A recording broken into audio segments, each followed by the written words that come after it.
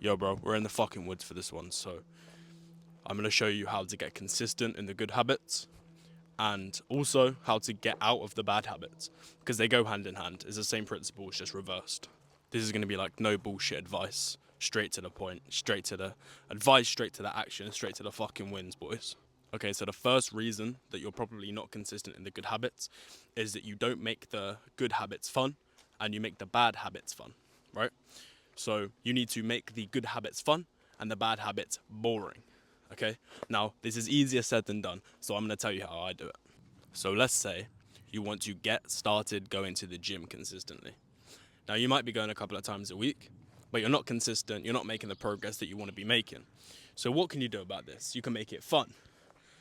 First thing I would recommend is getting a partner in the gym, right? So getting somebody to, this works with other habits as well. So get somebody to do it with you. Because as humans, we are social creatures. We crave social interaction.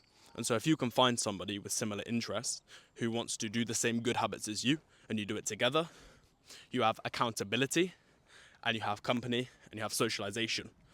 Now those things are going to make it more likely that you will continue doing these good habits because you don't want to let the other person down. You are going to have more fun doing it and it's just going to be a better experience. This means when you're not doing the good habits and you're doing the bad habits, you'll have less fun. You'll be bored and you'll have those negative feelings when you do the bad habits. And you'll have good feelings when you do the good habits. So essentially, it's a case of tying positive emotions to the positive habits and tying negative emotions to the negative habits. So make it inconvenient and annoying to do the bad habits. Let's say you're having trouble with being on your computer playing video games too long. Just move it to a different place. Move it to somewhere where it's annoying to use it. Move it to the family room. Move it into someone else's room. Move it somewhere that you have less access to it. Same as your phone. If you have trouble using your phone too much in the evenings, charge it somewhere else. Find a place where you can have a designated charging spot for your phone, right? This means whenever you want to use your phone in the nighttime, you have to go to that place and you have to use your phone there. And you can't just pick it up and use it in the middle of the night. And I know what you fuckers are going to say. Oh, yeah, but I need my phone to use my alarm. Just fucking buy an alarm clock, bro. It's like £5-10 on Amazon, bro. If you can't afford £5-10, then you've got bigger problems than this, bro. And for the habits you want to get consistent in, make it super, super autistically fucking easy for you to do them. If you want to regularly take supplements, put them where you're gonna fucking take them. Put them next to the tap where you're gonna get your water from, so you see them. Put them in eyesight. And the same goes with the bad habits. If you want to stop eating sugar and you want to stop eating these snacks, don't leave them out. Hide them away. You don't have to throw them away, but just don't look at them. Don't have them available, readily available. Same as your phone. If you're studying and you want to use your phone less and get less distracted when you're studying, just put it in a different place. You're less likely to use it if you can't see it, right? And you're more likely to use it if you do see it. So use this to your advantage and use this for whatever it is that you want to use it for. So the second way to get consistent in the good habits is set your bar for success lower. You might think you need to set the bar for success higher and aim higher. Actually, you should do the opposite, right? Let me explain. If your goal is to meditate more, right? This might not be your goal, but apply it to your situation. Use your fucking brain. So, if your goal is to meditate more, should you A, set your goal at 20 minutes per day, or B, set your goal for 20 seconds a day? It might seem silly, right? But I would say you should set your goal for 20 seconds. Why?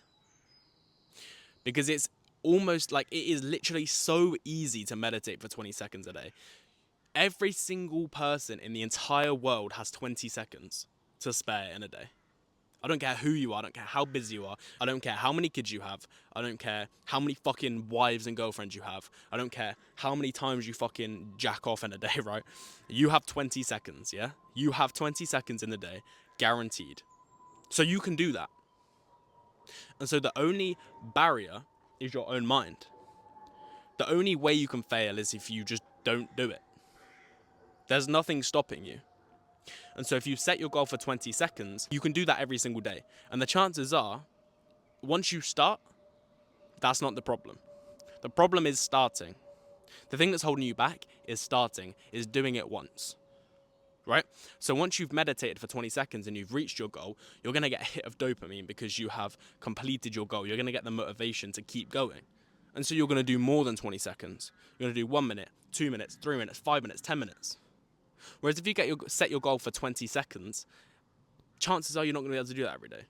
So you're going to get to 5 minutes, you're going to be bored, and you're going to give up. And you're not going to get that hit of dopamine, and you're not going to want to do it anymore. Which means you're less likely to do it the next day and the next day and the next day. This is how you build habits. Completing small milestones every single day.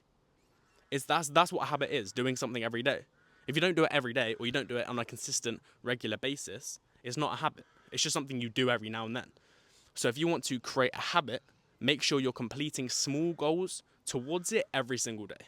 And the third way that you can get more consistent in the good habits is to create a new identity. What do I mean by this? What the fuck am I talking about? So, your current identity, let's say you don't go to the gym that often. Your identity is somebody who's trying to go to the gym more. This is a problem. Why? Because as somebody who's trying to go to the gym more, you are identifying with somebody who does not regularly go to the gym.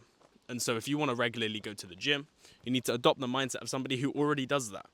Adopt the mindset of a fit, healthy person who goes to the gym regularly. You're not trying to go to the gym more. You just go to the gym every day because you're a fit, healthy person. And whoops, you're now a fit, healthy person because you've been to the gym every day. Do you see what I mean? And so, don't be a person who's trying to read more books. Be somebody who reads because they're intelligent. Be somebody who reads because they like reading books. If you're trying to meditate more, don't be somebody who's trying to meditate. Be somebody who just meditates. Oh, I just meditate every day. Tell people, oh yeah, I go to the gym every day. Because then you need to hold yourself accountable. Because then you have social accountability. Because then, when somebody goes, oh, you're not going to the gym today, I thought you'd go to the gym every day. You've then got to try and justify that. And so you're more likely to go to the gym every day. Okay, so I've just given you 3 steps to building the good habits and kicking the bad habits to the curb. Now I want you to rewatch this video as many times as it takes for you to understand this. Get a notebook, get a pen, write down these points, and really analyze them. Because there's a lot of fucking value in this video. It's only short, but there's a lot of value to consume. Now I hope this video changes your life. I love you. Mwah.